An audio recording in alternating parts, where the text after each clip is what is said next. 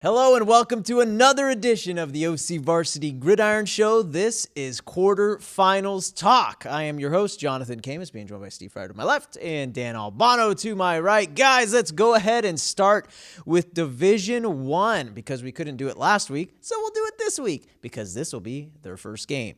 7-3 Servite at 10-0 undefeated Mission Viejo. In our game of the week, this will also be a Fox game, which will also be a 7:30 start, which will also have TV timeouts.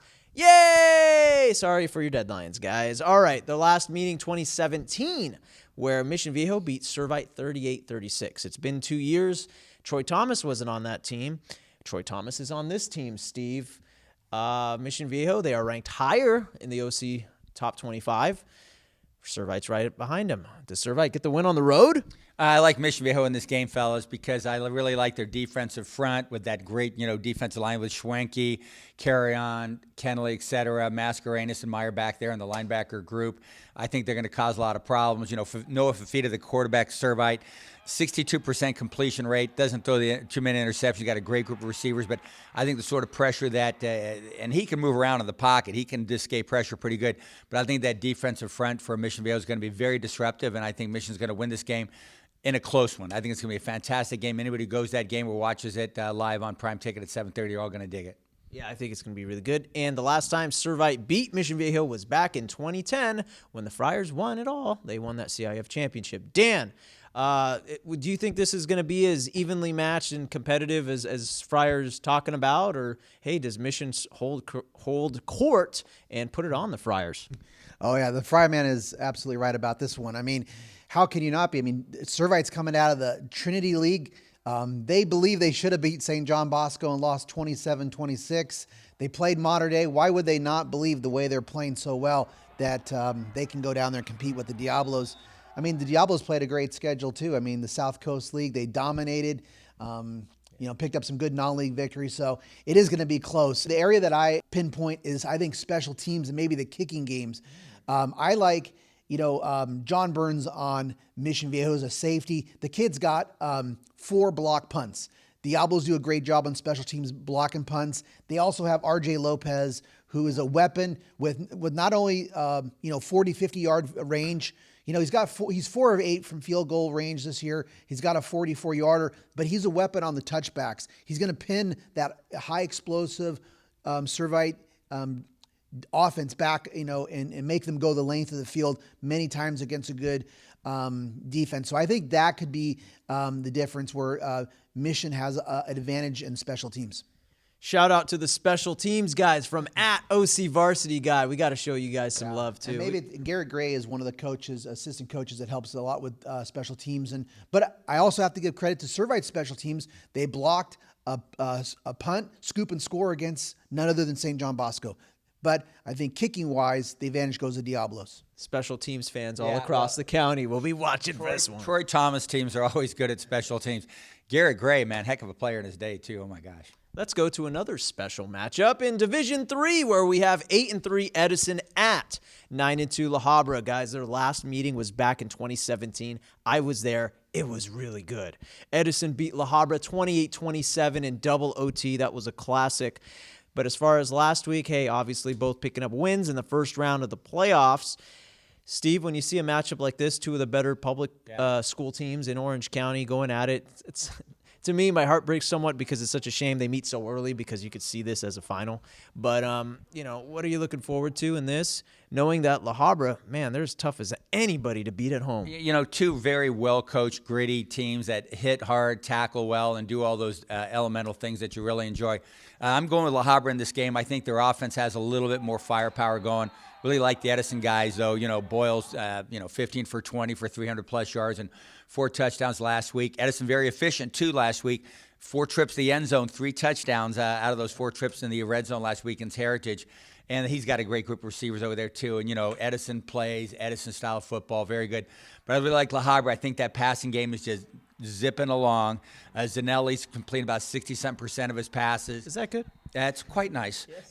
And Vasquez and Phillips and Kuntz, they all have 10 or more touchdown receptions. So I really like that offense for La Habra. They're really good on the defensive front as well. So I'm going with the Highlanders in this one. Really good game. Yeah, the Highlanders coming off a victory defeating Capistrano Valley 42-3. Ryan Zanelli is peaking at the right time. He's got 4 touchdowns, and they are on a roll. Can Edison pick up that dub on the road, Dan? Or does La Habra keep it up and march on? I'm picking La Habra as well in this game. Zanelli, his last interception, guys, was on September 20th. Yeah, a long time ago, sir. A while ago. Yeah. But I think this will be a really competitive game. It wouldn't surprise me if it's as close as it was last time, but I just think it's going to be a little reverse. And with the Highlanders winning, I think the big difference I start to think about on this game is probably La Habra's defense. I think it's such an advantage when you have a guy like Clark Phillips, who can take away half the field. I mean, it just makes your defense so much stronger when you have a shutdown corner. And but Edison does have some other receivers. I like their unit. Nico Brown's definitely emerging. Kostick, J.P. Campbell. We obviously know about Colfer. They have a good group, but I think presence of Clark had a pick 6 last week. He's got 6 interceptions for the season. But then there's guys like Isaiah Rosas on the D line and Justin Brewer at linebacker.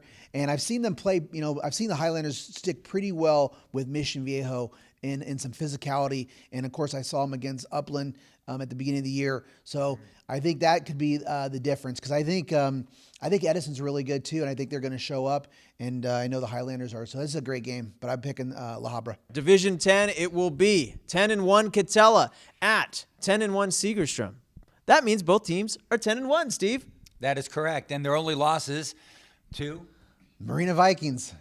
Turned out to be a really good story this year. Marina got both of them, believe it or not. Yeah, Marina, definitely a story of the year contender. Last week, guys, Katella beat Summit 14-12.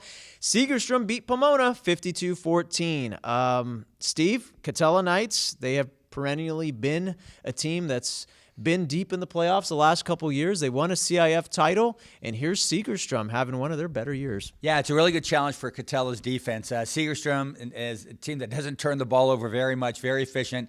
Last week, the quarterback for Segerstrom, Angel Vega, 10 for 14, 171 yards, touchdown.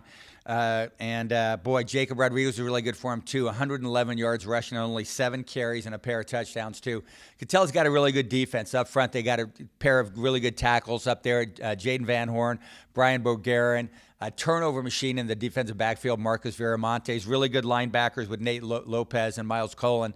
But I really like Segerstrom this game. And again, this is going to be a game like probably the other 2 games we talked about, fellas. Whoever makes the fewest turnovers is going to win. That's true of, gosh darn, every football game, but especially when you're talking about games as tight as the 3 that we're talking about here. To me, these are like almost coin flip games, but I really like Segerstrom to win this game, and Coach Tagaloa taking that team to the semis.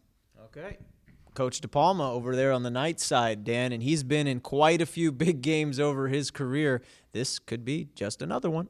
Yeah, this is a great game because, another thing these guys have, they have 2 other things in common that make this game attractive. When they both lost to Marina, they were plagued by those said turnovers. They both, I think they had 5 or 6 turnovers in that game, both of them. So they're, that's going to be true for those teams. That's what, they got to work on. And they're also going to be future league mates. Right, Fryer, that Katella is moving out of the Orange League after several years, and they're moving into that conference where. So these guys, this is the start of their rivalry, which is going to probably be really good rivalry. I'm also picking the Jaguars to win this game. I think got a little bit more maybe offensive firepower.